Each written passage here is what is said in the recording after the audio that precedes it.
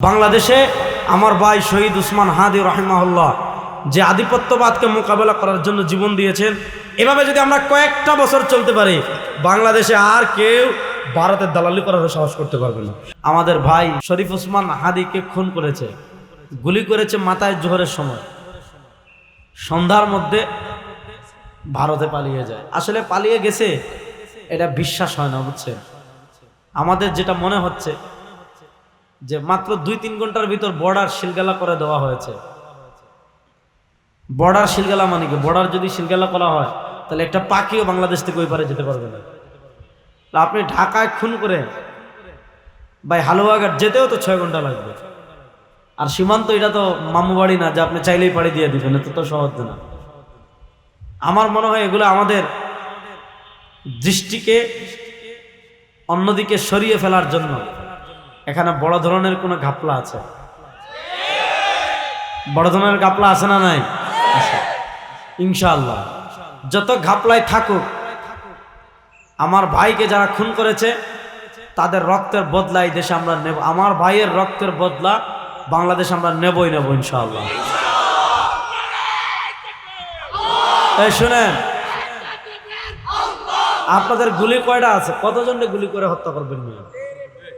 শুনেন, আপনারা কতজনকে গুলি করে হত্যা করবেন?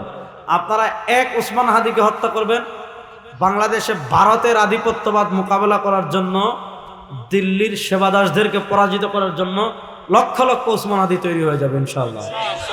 আপনাদের বুলেট শেষ হয়ে যাবে মিয়া, এদেশে উসমান হাদিদের সংখ্যা শেষ হবে না ইনশাআল্লাহ।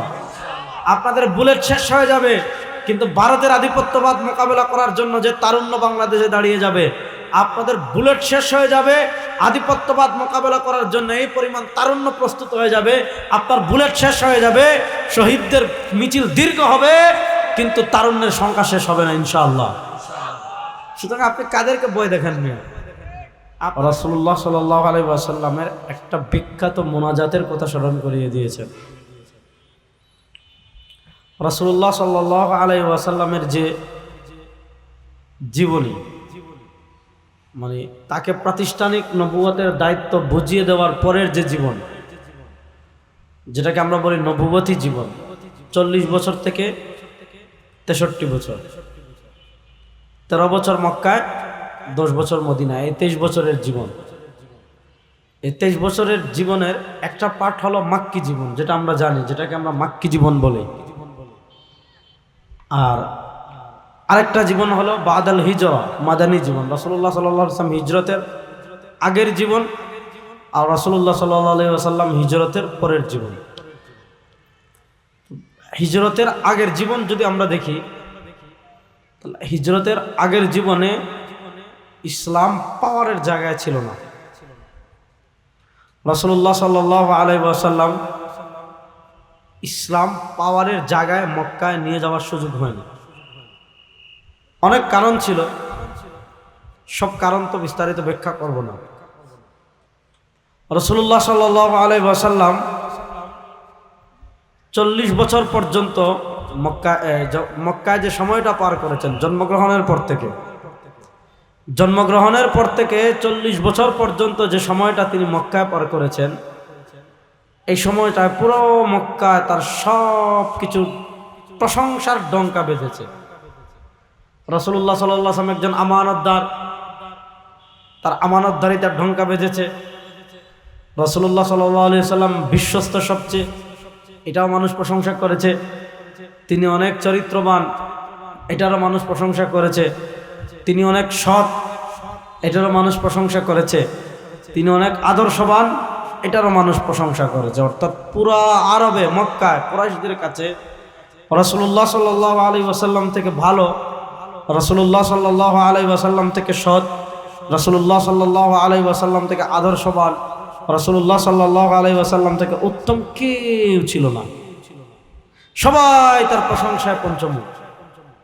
এবং দেখা যাচ্ছে কোনো সামাজিক বিচারে অথবা কোনো সমস্যায় রাসূলুল্লাহ সাল্লাল্লাহু আলাইহি ওয়াসাল্লাম যদি সমাধান দিয়ে দেন, রাসূলুল্লাহ সাল্লাল্লাহু আলাইহি ওয়াসাল্লাম সমাধান দিয়ে দিলে রাসূলুল্লাহ সাল্লাল্লাহু আলাইহি ওয়াসাল্লামের সমাধান মানতে কারো কোনো আপত্তি নেই, সবাই তাকে এই পরিমাণ মানত, সবাই রাসূল সাল্লাল্লাহু আলাইহি ওয়াসাল্লামের সমাধান মেনে নিত।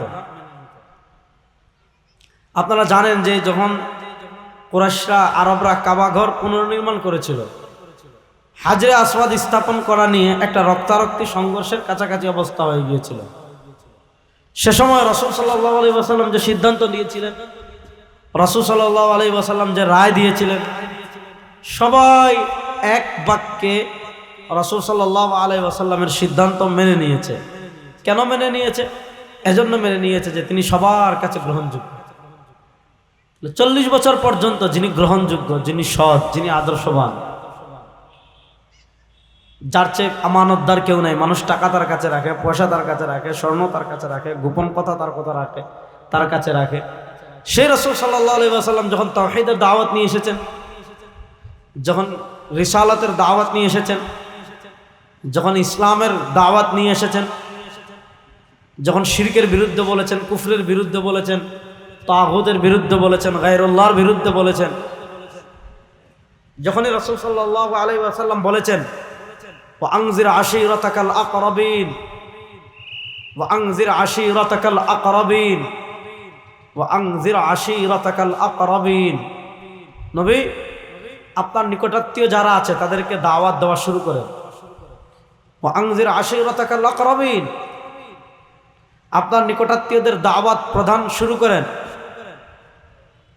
রাসূলুল্লাহ সাল্লাল্লাহু আলাইহি ওয়াসাল্লাম যেই দিন থেকে প্রকাশ্যে দাওয়াত দেওয়া শুরু করেছেন, রাসূলুল্লাহ সাল্লাল্লাহু আলাইহি ওয়াসাল্লাম যেই দিন প্রকাশ্যে ইসলামের আহ্বান করা শুরু করেছেন, যেই দিন তিনি বলেছেন, বলো ইয়া আইয়ুহান নাস কুলু লা ইলাহা ইল্লাল্লাহ তুফলিহুন, হে মানুষ সকল তোমরা বলো লা ইলাহা ইল্লাল্লাহ তুফলিহুন, তাহলে তোমরা দুনিয়া আখিরাতে সফল কাম হবে। যেই দিন থেকে তিনি প্রকাশ্যে তাওহীদের দাওয়াত দেওয়া শুরু করেছেন, যেই দিন থেকে তিনি প্রকাশ্যে রিসালাতের দাওয়াত দেওয়া শুরু করেছেন, ওই দিন থেকে পুরো মক্কাবাসী তার বিরুদ্ধে দাঁড়িয়ে গিয়েছে। আপনারা জানেন রাসূলুল্লাহ সাল্লাল্লাহু আলাইহি ওয়াসাল্লামের উপর জুলুম, সাহাবায়ে কেরাম রিদওয়ানুল্লাহি আলাইহিম আজমাইনের উপর জুলুম, এমনকি যারা মুশরিক কিন্তু ভালোবাসার কারণে, নিকটাত্মীয় হওয়ার কারণে, বংশের হওয়ার কারণে, মুশরিক হওয়ার পরও যারা রাসূলুল্লাহ সাল্লাল্লাহু আলাইহি ওয়াসাল্লামকে সহযোগিতা করেছে, মক্কার কাফেরেরা তাকেও কি করেছে? জুলুমের, তার উপরও জুলুম করেছে। এবং শিহাবে আবি তালিবে যখন বন্দী করে রাখে তখন অনেক কেউ ছিল, মুশরিকরাও ছিল। সাহাবায়ে কেরাম একবার হাবশা হিজরত করেন, আবার আবিসিনিয়া হিজরত করেন, ইথিওপিয়ায়। মনোযোগ, একবার ইথিওপিয়া হিজরত করেন, আবার হিজরত করেন। মক্কার জীবনে আল্লাহ রাসূল সাল্লাল্লাহু আলাইহি ওয়াসাল্লামের দুইটা সান্ত্বনা ছিল। একটা তার ঘরের সান্ত্বনা আম্মাজান খাদিজাতুল কুবরা। তো দেখেন, স্ত্রী মানুষের প্রশান্তির জায়গা। এজন্য সংসার যদি জাহান্নাম হয়, সব কিছু জাহান্নাম হয়ে যাবে। আর সংসার যদি সুখের হয়, বাহিরের কষ্টকে আপনার কষ্টই মনে হবে না। তো রাসূলুল্লাহ সাল্লাল্লাহু আলাইহি ওয়াসাল্লাম দিন রাত, সকাল সন্ধ্যা, তিনি তো তার উম্মাকে হেদায়েতের পথ দেখাতে, উম্মাকে আলোর পথ দেখানোর জন্য।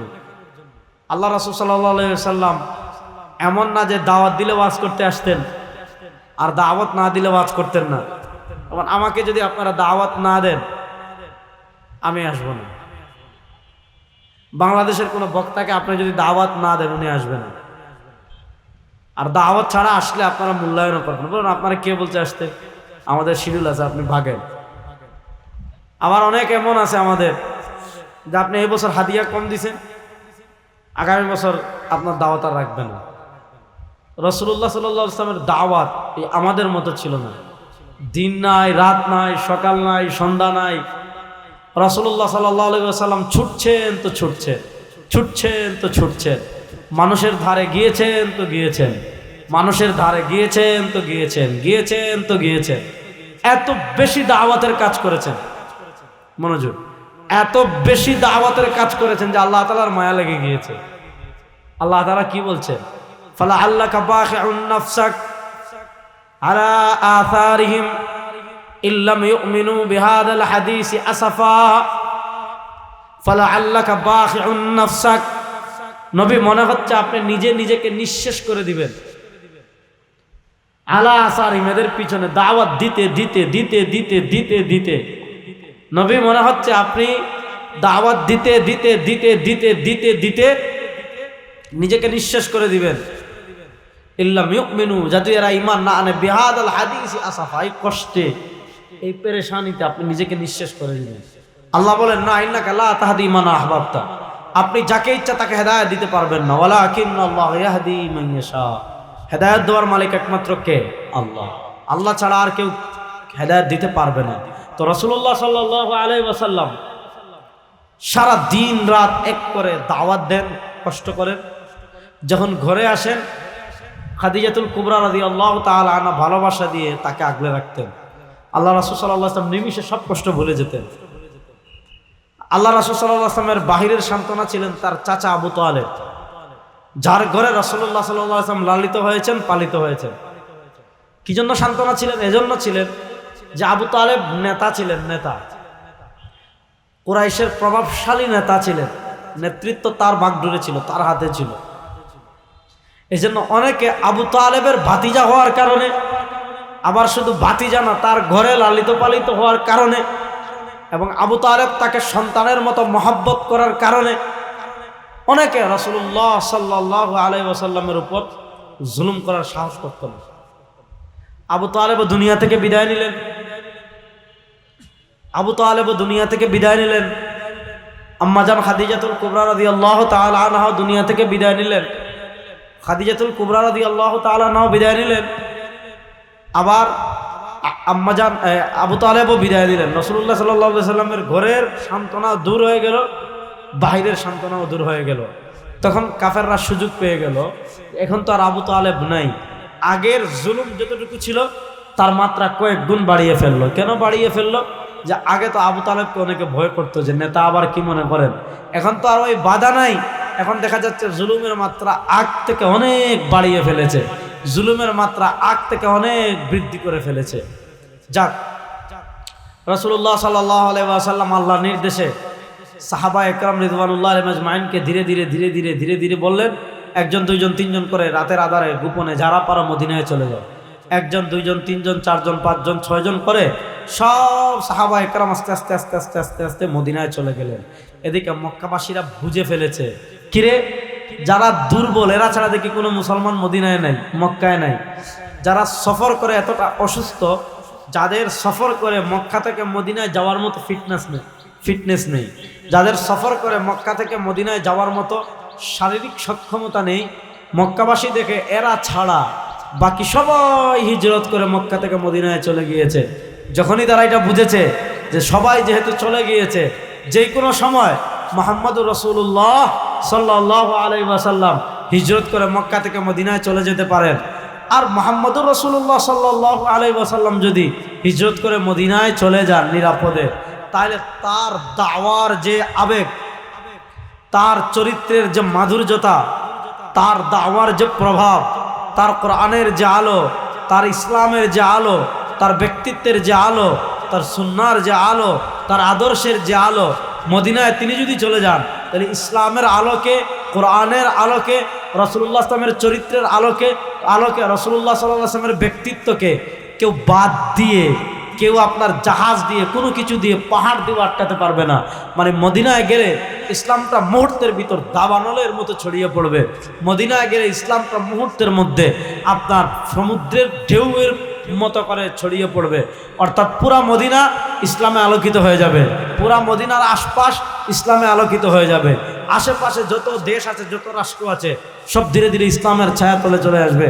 এখন সব যদি ইসলামের ছায়াতলে চলে আসে, মদিনাবাসী যদি ইসলাম গ্রহণ করে ফেলে, তাহলে আমরা তো মক্কায় তাকে 13 বছর অনেক জ্বালিয়েছি, অনেক জুলুম করেছি, অনেক অত্যাচার করেছি, তার সঙ্গীদেরকে হত্যা করেছি, ঘুমাইতে দেই নাই, খাইতে দেয় নাই, ব্যবসা করতে দেয় নাই, বিয়ে শাদী করতে দেয় নাই। তিনি যদি মদিনায় শক্তিশালী হয়ে যান তাহলে তো তিনি মক্কা ভুলবেন না, কারণ মক্কা তার দেশ, মক্কায় তিনি তার বাহিনী নিয়ে আসবেন, আমাদেরকে নেস্তনাবুদ করে দিবেন। সুতরাং কি করতে হবে? তারা সিদ্ধান্ত নিয়েছে যে কোনোভাবেই রাসূলুল্লাহ সাল্লাল্লাহু আলাইহি ওয়াসাল্লামকে মক্কা থেকে মদিনায় যেতে দেওয়া হবে না। কি করতে হবে? সবাই মিলে তাকে হত্যা করে ফেলতে হবে। বাস যেই সিদ্ধান্ত সেই বাস্তবায়নের পথ। অর্থাৎ সিদ্ধান্ত নিয়েছে রাত্রে রাসূলুল্লাহ সাল্লাল্লাহু আলাইহি ওয়াসাল্লাম যখন ঘুমাবেন অথবা তার ঘরে থাকবেন, সবাই মিলে এসে তার ঘর ঘেরাও করবে। মনোযোগ, সবাই মিলে এসে তার ঘর ঘেরাও করবে, সবাই মিলে তার ঘর ঘেরাও করে সবাই মিলে তাকে হত্যা করবে, যাতে আগামীতে কুরাইশরা অথবা রাসূলুল্লাহ সাল্লাল্লাহু আলাইহি ওয়াসাল্লামের গোত্রের লোকজন, আপনজন নির্দিষ্ট একজনকে দোষ দিতে না পারে, নির্দিষ্ট একজনকে যাতে দোষ দিতে না পারে, এজন্য তারা সিদ্ধান্ত নিয়েছে সবাই মিলে কি করব, সবাই মিলে তাকে হত্যা করবে। মনোযোগ, যখন তারা রাসূলুল্লাহ সাল্লাল্লাহু আলাইহি ওয়াসাল্লামকে হত্যা করার জন্য তার ঘর ঘেরাও করে ফেলেছে, আল্লাহ তাআলা বলেন এবার আপনি যান মদিনায়, এবার আপনার হিজরতের সময় চলে আসছে, আপনি হিজরত করে মক্কা থেকে মদিনায় চলে যান। রাসূলুল্লাহ সাল্লাল্লাহু আলাইহি ওয়াসাল্লাম তিনি জানেন যে তাকে পদে পদে মক্কার কাফেররা ধাওয়া করবে, তাকে তিনি যে নিরাপদে চলে যাবেন তখন তার গাড়ির যুগ না, আর রাস্তাঘাট তো অনেক কিছু না। আমাদের দেশে তো মনে করেন